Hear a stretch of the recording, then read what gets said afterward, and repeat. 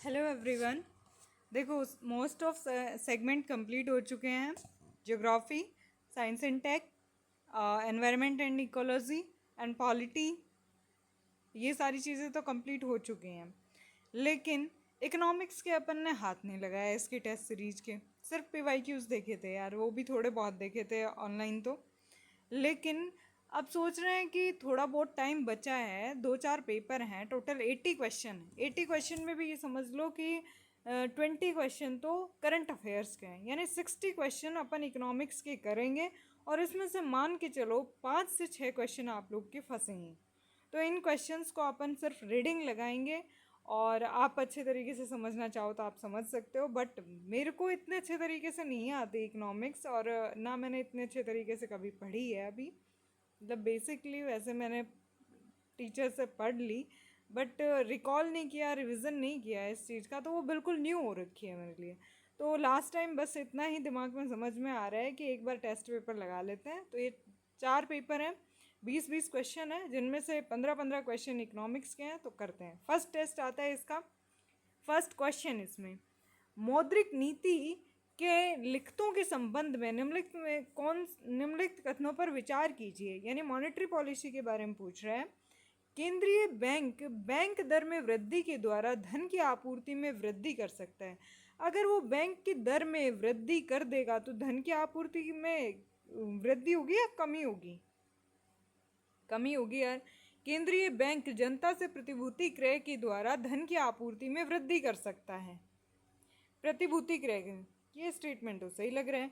केंद्रीय बैंक का आरक्षित नकदी निधि अनुपात में वृद्धि के द्वारा धन की आपूर्ति घटा सकता है। यानी अपने पास ये किसको, सीआरआर सीआरआर को बढ़ा रहा है, तो धन की आपूर्ति को घटा रहा है क्या? तो इसमें स्टेटमेंट बाई बी, यानी 2 और 3 स्टेटमेंट इसमें बिल्कुल सही हैं, और फर्स्ट स्टेटमेंट जो है ये गलत है। तो अपन ने इतना तो पता लगा लिया था वैसे 2 स्टेटमेंट का। तो जब बैंक रेट को बढ़ाया जाता है तो बैंकों के लिए आरबीआई से उधार लेना महंगा हो जाता है, जिससे वे कम उधार लेते हैं और बाजार में मनी सप्लाई घटती है या बढ़ती नहीं है।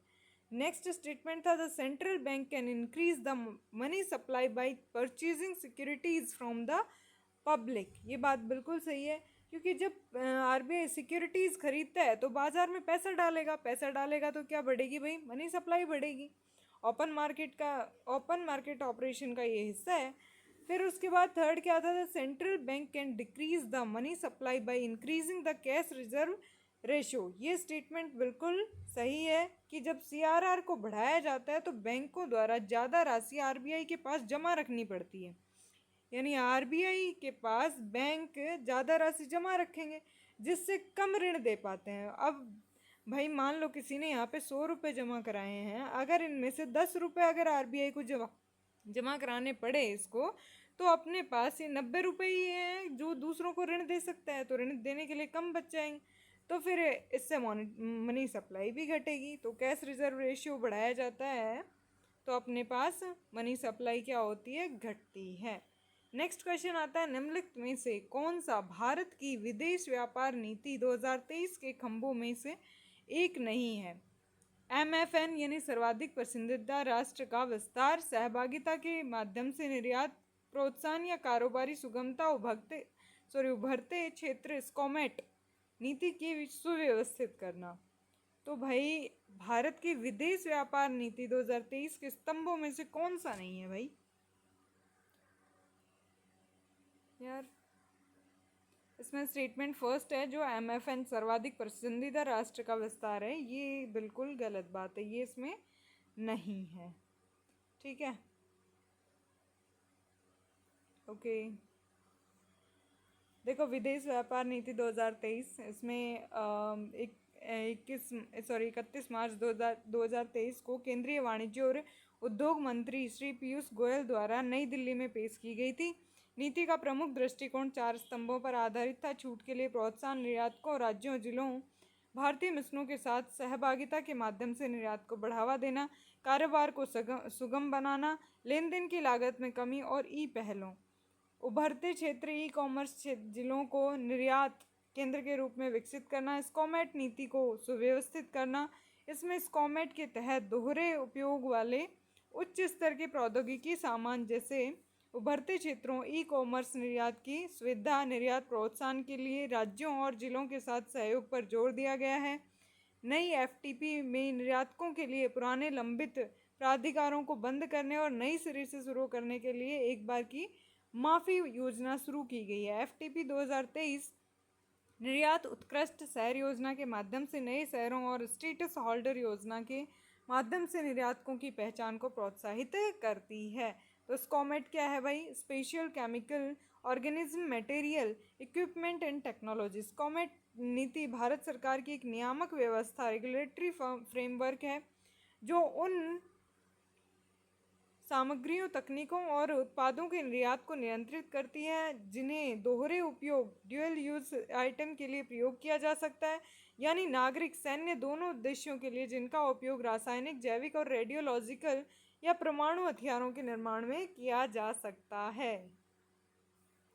नेक्स्ट क्वेश्चन है, किसी देश के भुगतान संतुलन के पूंजीगत खाते में निम्नलिखित में से क्या शामिल नहीं है? भाई कैपिटल अकाउंट के अंदर कौन सा शामिल नहीं है? तो भाई कैपिटल अकाउंट में फॉरेन डायरेक्ट इन्वेस्टमेंट शामिल है, कमर्शियल बोरोविंग, इंडिविजुअल्स और एक्सटर्नल असिस्टेंस। तो भाई इसमें कौन शामिल इसमें नहीं है? तो भाई इसमें जो ये इनविजिबल्स हैं ये इसमें शामिल नहीं है। देख लेते हैं बैलेंस ऑफ पेमेंट। भाई दो टाइप के इसमें अकाउंट होते हैं, करंट अकाउंट और कैपिटल अकाउंट। करंट अकाउंट में कौन कौन आते हैं? ट्रेड इन गुड्स यानी balance of trade, export minus import रहता है, factory trade in service, compensation, investment income, dividends, profits, interest सारे इसके अंदर आते हैं। Non factor trade in service जैसे शिपिंग, बैंकिंग, सॉफ्टवेयर एक्स्ट्रा इसके अंदर आते हैं। प्राइवेट ट्रांसफ़र पेमेंट्स यानी गिफ्ट, रेमिटेंस एंड ग्रांट्स इसके अंदर आते हैं। Official transfer payments, gifts, remittance और ग्रांट्स इसके अंदर आते हैं। कैपिटल अकाउंट में क्या क्या आता है? फॉरेन इन्वेस्टमेंट जैसे एफडीआई, एफआईआई, यूरो, इक्विटीज़ ये सारे इसके अंदर आते हैं। और एक्सटर्नल एक्सिस्टेंस भी किसके अंदर आते हैं भाई? कैपिटल अकाउंट के अंदर आते हैं। कमर्शियल बोरोविंग भी इसके अंदर आती है, आईएमएफ भी इसके अंदर आती है, एनआर डिपॉजिट्स भी, रुपी डेप्ट सर्विस भी और अदर फ्लोज भी इसके अंदर आते हैं। नेक्स्ट क्वेश्चन है, निम्नलिखित में से कौन सा वैकल्पिक मुद्रा का उदाहरण है, यानी कि ऑप्शनल मनी का उदाहरण है? तो आपके पास पैसे नहीं है तो आप बताओ क्या दे सकते हो? ऑप्शन क्या है भाई? करेंसी नोट, नहीं ये तो नहीं चलेगा। सिक्के, सिक्के तो पैसे हो गए। चेक, बॉन्ड, तो चेक पकड़ा सकते हो आप। तो ऑप्शनल मनी का एग्जाम्पल है ये। ऑप्शनल मनी वह मुद्रा होती है जिसे लेन देन में स्वीकार करना अनिवार्य नहीं होता, लेकिन लोग इसे स्वेच्छा से स्वीकार करते हैं। ये कानूनी निविदा नहीं होती है यानी लीगल टेंडर नहीं होती है, अर्थात इसे स्वीकार करना बाध्यकारी नहीं है। ऑप्शनल मनी के उदाहरण क्या है भाई? चेक। चेक एक वैकल्पिक मुद्रा है क्योंकि इसे स्वीकार करना अनिवार्य नहीं है, लेनदार इसे स्वीकार करने से मना भी कर सकता है। ऑप्शनल मनी कौन नहीं है भाई? करेंसी नोट, ये कानूनी निविदा है, इसे स्वीकार करना अनिवार्य है। सिक्के जो हैं ये भी कानूनी निविदा है यानी लीगल टेंडर हैं, इन्हें स्वीकार करना भी बाध्यकारी है। बॉन्ड, बॉन्ड निवेश के साधन है, न कि मुद्रा के रूप में प्रयुक्त होते हैं। ठीक है भाई, ध्यान रखना है ऐसे ऐसे क्वेश्चन का। नेक्स्ट क्वेश्चन आता है, भारत के राष्ट्रीय शेयर बाजार एनएसई के बारे में निम्नलिखित में से कौन सा स्टेटमेंट सही है?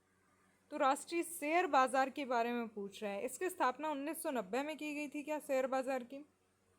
इसे 1993 में सेबी द्वारा शेयर बाजार की मान्यता दी गई थी और इसने 1994 में अपना प्रचालन प्रारंभ किया था। तो भाई ये 1990 में इसकी स्थापना नहीं हुई थी, 1992 में हुई थी, लेकिन 1993 में सेबी द्वारा शेयर बाजार के रूप में मान्यता जरूर दी गई थी और 1994 में अपना प्रचालन यानी ऑपरेशन इसने शुरू किया था। सेकंड स्टेटमेंट बिल्कुल सही है, फर्स्ट स्टेटमेंट गलत है। देखो एनएसई की स्थापना 1992 में हुई थी, न कि 1990 में। It is a recognise as a stock exchange by SEBI in 1993 और and it commenced its operation in 1994। ये बात बिल्कुल सही है, ट्रेडिंग गतिविधियां जो थी वो 1994 में स्टार्ट हुई थी। नेक्स्ट क्वेश्चन है, भारत में बैंकों का राष्ट्रीयकरण क्यों किया गया? तो भाई बैंकों का राष्ट्रीयकरण क्यों किया गया? यूएसए से धन उधार लेने के लिए? IMF दिशा निर्देशों का पालन करने के लिए हम किसी के सामने झुकेगा नहीं उस टाइम, कहाँ भाई यार। भारत सरकार ने ऋण वितरण पर अधिक नियंत्रण प्रदान करने के लिए, अधिक नियंत्रण प्रदान करने के लिए, तो इसमें ओनली थर्ड स्टेटमेंट सही है। भारत सरकार को ऋण वितरण पर अधिक नियंत्रण प्रदान करने के लिए। पढ़ते हैं इसके बारे में। फर्स्ट स्टेटमेंट गलत है क्योंकि बैंकों का राष्ट्रीयकरण अमेरिका से ऋण प्राप्त करने के उद्देश्य से नहीं किया गया था। ये एक आंतरिक आर्थिक नीति निर्णय था, बाहरी ऋण से असंबंधित था। बैंकों का राष्ट्रीयकरण 1959 और 69 और फिर 1980 में हुआ था।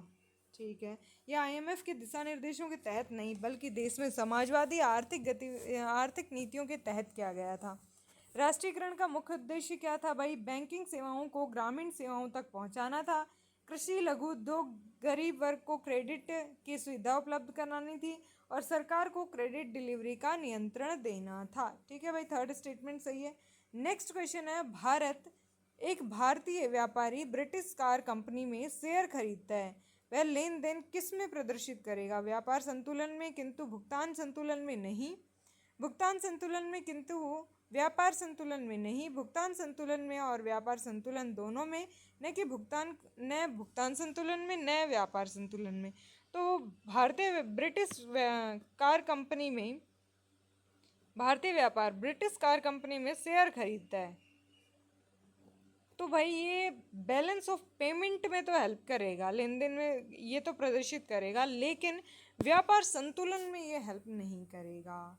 पढ़ते हैं इसके बारे में। बैलेंस ऑफ पेमेंट ये सभी प्रकार के अंतर्राष्ट्रीय आर्थिक लेन देन का रिकॉर्ड करता है, जिसमें व्यापार, गुड्स एंड सर्विस, निवेश, ट्रांसफर आदि शामिल हैं। जब कोई भारतीय निवेशक विदेश कंपनी के शेयर खरीदता है तो वह कैपिटल अकाउंट के अंतर्गत आता है, यानी FDI और FPI के रूप में, इसलिए BOP में दर्ज किया जाता है। बैलेंस ऑफ ट्रेड केवल गुड्स के आयात और निर्यात को रिकॉर्ड करता है। Goods only, no services and investment.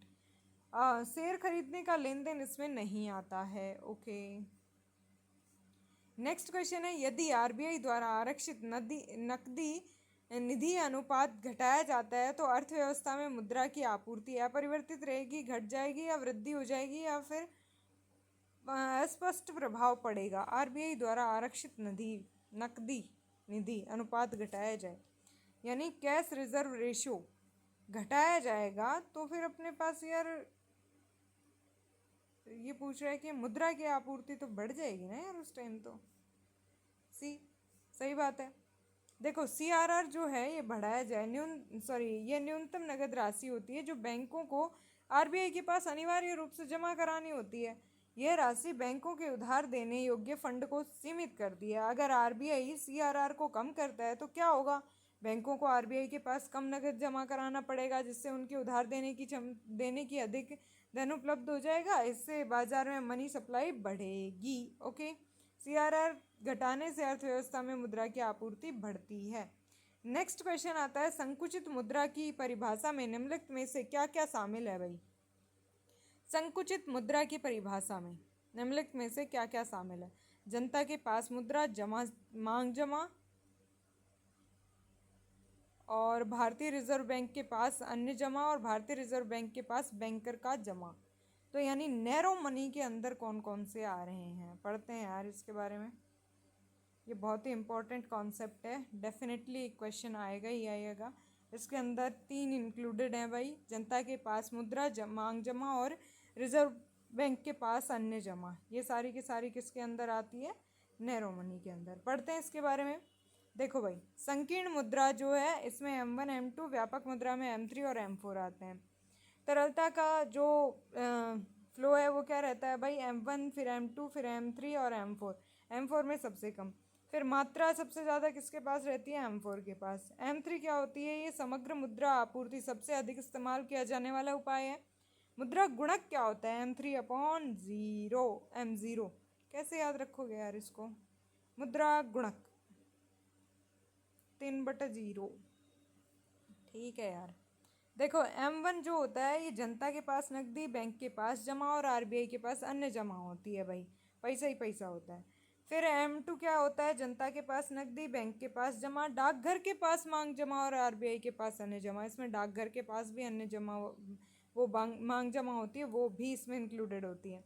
फिर आती है M3। M3 में क्या होता है, जनता के पास नकदी, बैंक के पास मांग जमा, आरबीआई के पास अन्य जमा और बैंक के पास सावधि जमा, फिक्स टाइम के लिए जो जमा होती हैं वो भी इसमें इंक्लूडेड होते हैं। M4 में क्या होते हैं, M3 प्लस डाकघर की सभी जमा राशियाँ, यानी इसमें तो सारे के सारे ही आ गए। ओके ठीक है यार।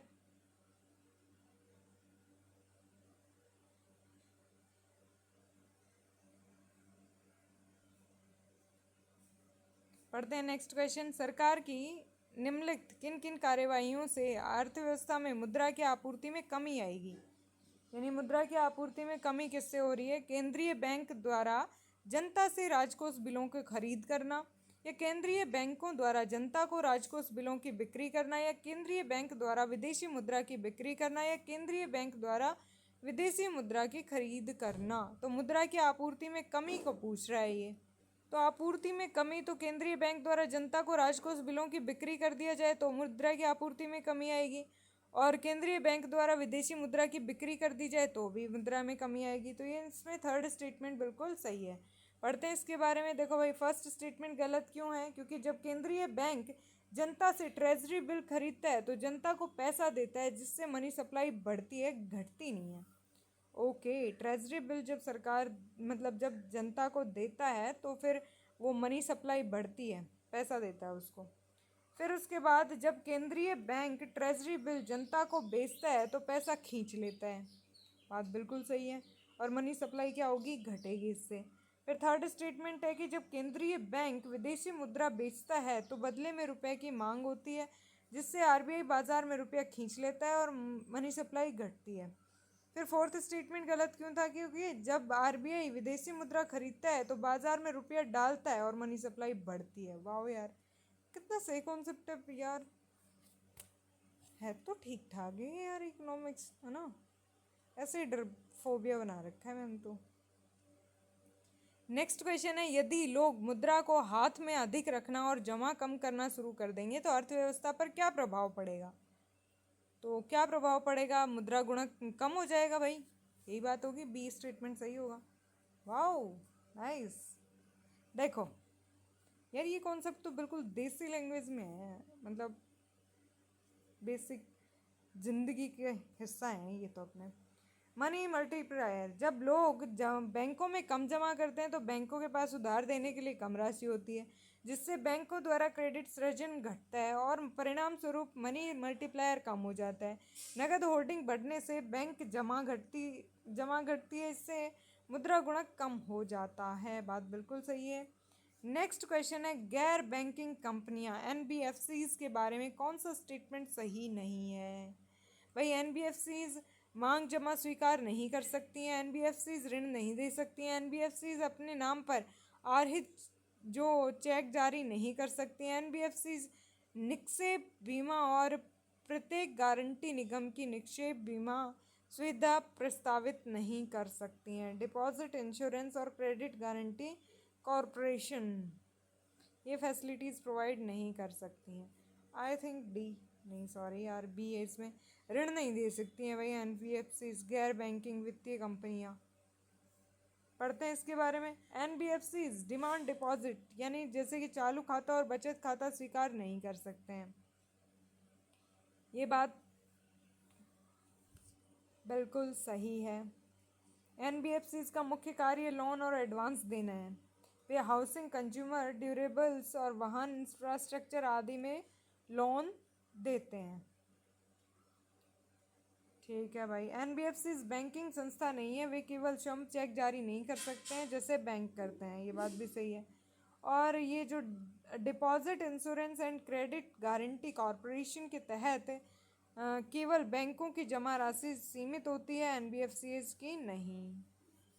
ठीक है भाई, एनबीएफसीज भी वित्तीय मध्यस्थ लेकिन बैंक से अलग हैं भाई। बैंक जो होता है ये बैंक अधिनियम आरबीआई बनाता है, विनिमय पर्यवेक्षण जो है इसका बैंकिंग अधिनियम आरबीआई करता है।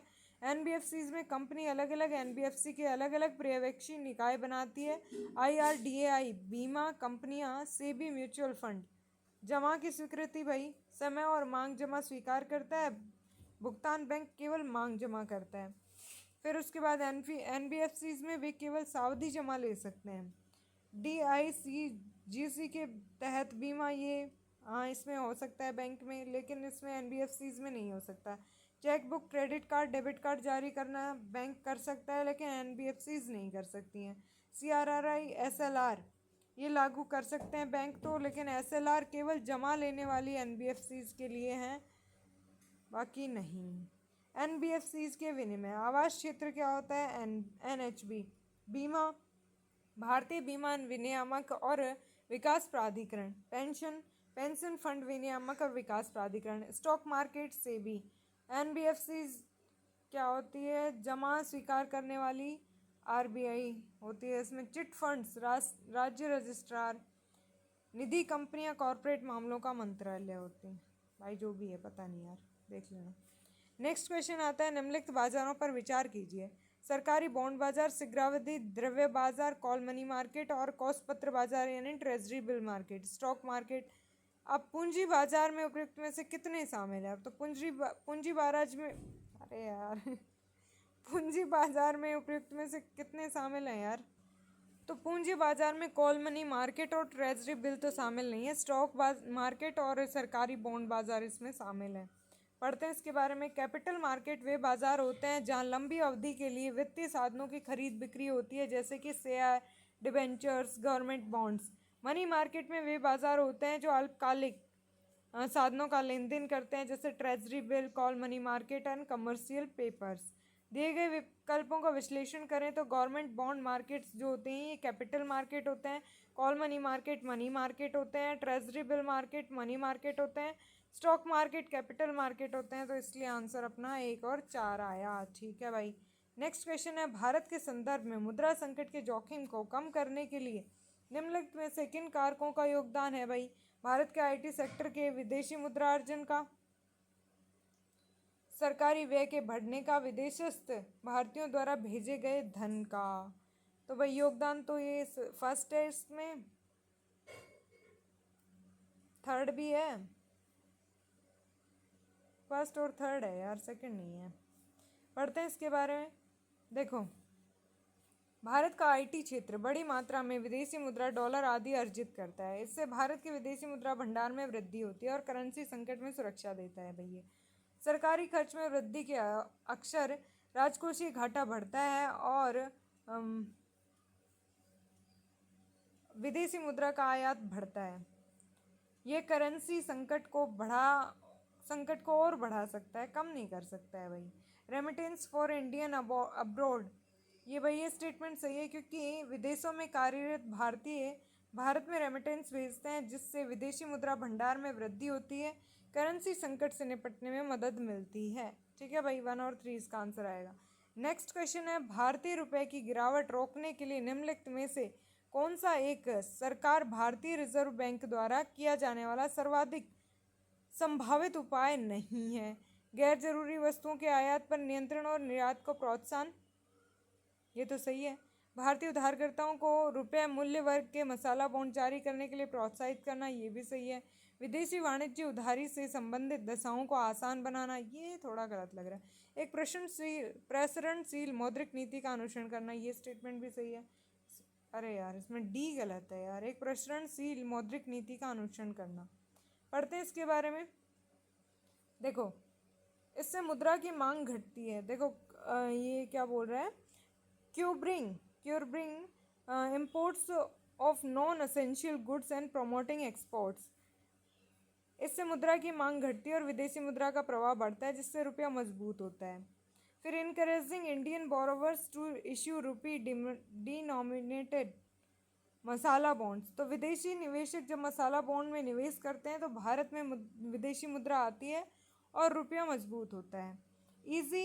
Easing conditions relating to external commercial borrowings, इससे विदेशी ऋण लेने में आसानी होती है, जिससे विदेशी मुद्रा आती है, रुपया मजबूत होता है। ये डी स्टेटमेंट जो है ये गलत है, क्योंकि विस्तारवादी मौद्रिक नीति एक्सपेंशनरी मॉनेटरी पॉलिसी का अर्थ होता है ब्याज दरों में कटौती और अधिक मुद्रा आपूर्ति, जिससे मुद्रास्फीति और करेंसी पर दबाव बढ़ता है। इससे रुपया और कमज़ोर हो जाता है, इसलिए डी स्टेटमेंट जो है ये गलत है, क्योंकि फॉलोइंग एन एक्सपेंसरी मॉनेटरी पॉलिसी, यह रुपये को स्थिर करने के लिए उपयुक्त उपाय नहीं है। नेक्स्ट क्वेश्चन है भाई, अब आ गए अपने पास करंट अफेयर्स। प्रधानमंत्री मुद्रा योजना के बारे में, ये केंद्रीय क्षेत्र की एक योजना है। इसके तहत 4 अलग अलग श्रेणियों में ऋण प्रदान किया जाता है, जैसे शिशु, किशोर, तरुण और तरुण प्लस शामिल हैं। Micro units development and refinance agency limited सदस्य ऋणदाता संस्थानों के पुनर्वित्त करने के लिए जिम्मेदार होते हैं। मुद्रा स्वयं सूक्ष्म उद्यमियों व्यक्तियों को प्रत्यक्ष रूप से ऋण देता है। भाई इसमें ए स्टेटमेंट, यानी कि केवल एक स्टेटमेंट सही है। कौन सा सही है भाई? अच्छा, मतलब सही नहीं है ये पूछ रहा है, सही नहीं है। तो ए स्टेटमेंट जो है ये बिल्कुल गलत है कि ये केंद्रीय क्षेत्र की योजना है, क्योंकि ये मुद्रा स्वयं सूक्ष्म उद्यमियों और व्यक्तियों को प्रत्यक्ष रूप से ऋण नहीं देता है।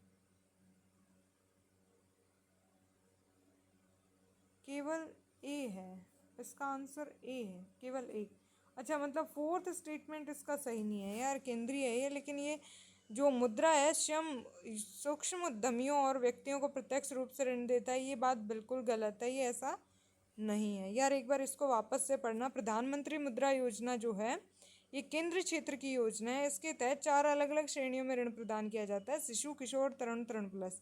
और micro units development and refinance company agency limited जो मुद्रा इसका फुल फॉर्म है, सदस्य ऋणदाता संस्थाओं के पुनर्वित्त करने के लिए जिम्मेदार होते हैं। बात बिल्कुल सही है। नेक्स्ट क्वेश्चन है, निम्नलिखित कथनों पर विचार कीजिए। भारत का अपना पहला रियूजेबल हाइब्रिड रॉकेट रोमी फर्स्ट है, ये बात बिल्कुल सही है। भारत मिसाइल प्रौद्योगिकी नियंत्रण व्यवस्था MTCR वासेनर व्यवस्था ऑस्ट्रेलिया समूह व परमाणु आपूर्तिकर्ता समूह का सदस्य है। देश में कुल स्थापित ऊर्जा उत्पादन क्षमता में नवीकरणीय ऊर्जा की हिस्सेदारी 50% से भी अधिक है। तो भाई यार इसमें स्टेटमेंट देखो बी, ये 2 स्टेटमेंट सही नहीं है। फर्स्ट स्टेटमेंट इसमें सही है, ओनली फर्स्ट सही है, 2 स्टेटमेंट बाकी गलत है। तो भारत परमाणु आपूर्तिकर्ता समूह का सदस्य नहीं है। देश में कुल स्थापित ऊर्जा उत्पादन क्षमता में नवीकरणीय ऊर्जा की हिस्सेदारी भाई 43.12% है, ना कि 50% ज़्यादा। ठीक है। नेक्स्ट क्वेश्चन है, ग्लोबल साउथ के बारे में। यह शब्द सामान्यतः विकासशील, अल्पविकसित और अविकसित देशों को व्यक्त करता है, जिसे ब्राइट लाइन से भी प्रदर्शित किया जाता है। भारत में विकासशील देश ग्लोबल साउथ के बढ़ते कर्ज की समस्या से निपटने के लिए ग्लोबल साउथ हेतु ग्लोबल डेवलपमेंट कॉम्पैक्ट का प्रस्ताव प्रस्तुत किया जाता है। तो इसमें दोनों के दोनों स्टेटमेंट सही हैं। तो भाई पढ़ना, ग्लोबल साउथ क्या होता है? विकासशील, अल्पविकसित और अविकसित देशों के लिए व्यक्त करता है। ब्रांट लाइन से भी इसे प्रदर्शित किया जाता है। भारत ने विकासशील देशों और ग्लोबल साउथ को बढ़ते हुए कर्ज की समस्या निपटने के लिए ग्लोबल साउथ हेतु ग्लोबल डेवलपमेंट कॉम्पैक्ट का प्रस्ताव प्रस्तुत किया है। नेक्स्ट क्वेश्चन है अपना, इससे पहले हाल ही में भारत ने वर्चुअल प्रारूप में तीसरे वॉइस ऑफ ग्लोबल साउथ शिखर सम्मेलन की मेज़बानी भी की है। नेक्स्ट क्वेश्चन है, निम्नलिखित कथनों पर विचार कीजिए। केंद्रीय क्षेत्र की योजनाएं सीधे केंद्र सरकार द्वारा क्रियान्वित और वित्त पोषित की जाती हैं। माई गवर्नमेंट वस्तुतः, फर्स्ट स्टेटमेंट यार कंपल्सरी तो नहीं है। माई गवर्नमेंट वस्तुतः नागरिकों की भागीदारी हेतु एक प्लेटफॉर्म है। साथ ही यह प्लेटफॉर्म जनहित और लोक कल्याण के लिए जुड़े मुद्दों पर लोगों की राय भी प्राप्त करता होगा यार। सैरोगेट विज्ञापन ऐसे विज्ञापन रणनीति है जिसमें किसी प्रतिबंधित उत्पाद जैसे तंबाकू और शराब को सीधे विज्ञापित नहीं करने की बजाय उसी कंपनी के किसी अन्य उत्पाद का विज्ञापन किया जाता है। ये बात बिल्कुल सही है। उत्तराखंड समान नागरिकता संहिता लागू करने वाला राज्य बन गया है। परिसीमन आयोग के किसी भी आदेश के स्पष्ट रूप से मनमाने होने और संवैधानिक मूल्य के अनुरूप नहीं होने पर संवैधानिक न्यायालयों को उन आदेशों की समीक्षा करने का अधिकार है। तो इसमें यार सारे के सारे स्टेटमेंट सही हैं यार। केंद्रीय क्षेत्र की योजनाएं सीधे केंद्र सरकार द्वारा कार्यान्वित और वित्त पोषित करी जाती हैं, ये बात ठीक है, बिल्कुल सही है। 100% केंद्र सरकार द्वारा वित्त पोषित होती हैं, प्राय उसी के द्वारा कार्यान्वित होंगी। माई गवर्नमेंट वस्तुतः नागरिकों की भागीदारी हेतु एक प्लेटफॉर्म है, एक सरकारी मंच है, जन भागीदारी, सुझाव और नीति निर्धारण में राय लेने हेतु बना है। सैरोगेट विज्ञापन प्रतिबंधित जो उत्पाद की जगह अन्य उत्पाद का विज्ञापन होता है, ये बात सही है। शराब कंपनियां जो हैं सोडा, घड़ी, म्यूजिक, स्पोर्ट्स आदि का प्रचार करने में अपने ब्रांड को बनाए रखती हैं। उत्तराखंड समान नागरिकता संहिता लागू करने वाला राज्य बन गया है, ये बात भी बिल्कुल सही है। संवैधानिक न्यायालय परिसीमन आयोग के आदेशों की समीक्षा कर सकते हैं यदि वे स्पष्ट रूप से मनमाने हों तो, ये स्टेटमेंट सही है। हालांकि डीलिमिटेशन कमीशन हालांकि डीलिमिटेशन कमीशन के निर्णय न्यायिक समीक्षा के बाहर माने जाते हैं, परंतु अगर आदेश मैनिफेस्टरी आर्बिट्री हो तो संवैधानिक न्यायालय हस्तक्षेप कर सकते हैं। सुप्रीम कोर्ट ने कई बार ये सिद्धांत स्वीकारा है। नेक्स्ट क्वेश्चन है, ये लास्ट क्वेश्चन है अपना इस पेपर का। निम्नलिखित में से कौन सा स्टेटमेंट सही नहीं है? अभ्यास मित्र शक्ति, भाई ये भारत श्रीलंका के बीच में, ये बिल्कुल सही है। अभ्यास उदार शक्ति, काजिंद अफगानिस्तान और इसके बीच में है। सैन्य अभ्यास हैंड इन हैंड, ये भारत चीन के बीच में शायद मेरे हिसाब से। अरे यार, थर्ड स्टेटमेंट ही गलत है। उदार शक्ति मलेशिया के साथ है, बट काजिंद जो है ये कजाकिस्तान के साथ है। ओके ठीक है भाई। अब बाकी ये 2 क्वेश्चन दे रखे हैं सर ने, क्या बोलते हैं इनको यार, कॉम्प्रिहेंशन के 2 क्वेश्चन दे रखे हैं। आराम से तसल्ली से सॉल्व कर लेना, देख लेना रोक रोक के। अपना काम था इकोनॉमिक्स को थोड़ा सा देख के जाना लास्ट में। Okay bye bye, take care. 2-3 paper और हैं 20-20 क्वेश्चंस के, तो बस वो और देख लेंगे। 60-70 क्वेश्चन हो जाएंगे, कुछ तो दिमाग में घुसेगा ही। चलो ठीक है, बाय बाय, टेक केयर।